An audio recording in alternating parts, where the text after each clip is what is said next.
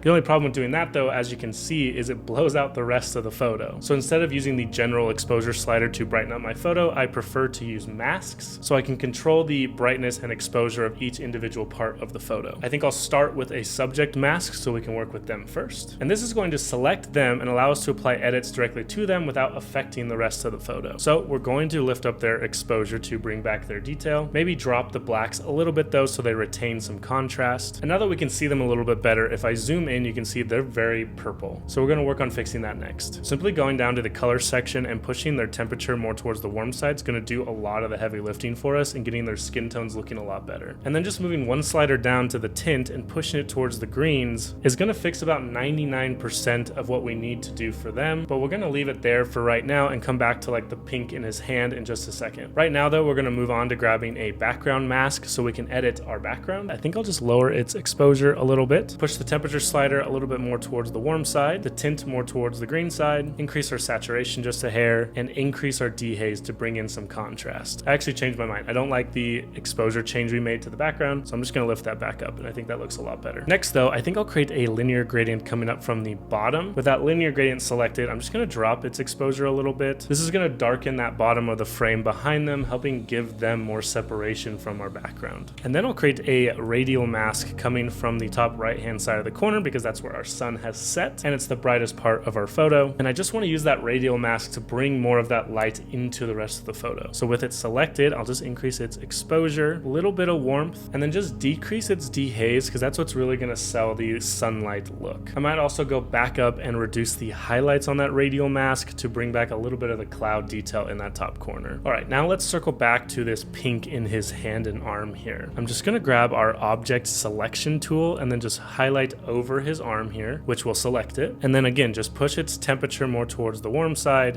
and its tint more towards the green side. All right, next, I think I'll head into our general color section and then just start by lifting up our overall temperature just a little bit. I do like the Blue Hour colors, but I do want a little bit more warmth in their skin tones and also in that sunset behind the clouds. I think I'll then head down into our color mixer, grab our yellows and push their hue all the way over towards the orange side. This is going to warm up their brown hair and also change the color of that sunset in the background behind the clouds again from being yellow to being more of a warm orange, which I think is more flattering for this photo. And I think lastly, they're looking like they're sticking out a little bit too much from our background. They kind of look like they were cut out and placed on this background. So I'm just gonna head back into our masking section, grab that subject mask we made first, and just lower that exposure back down a little bit. And yeah, I think that's gonna do it for this one. So here's our before and our after.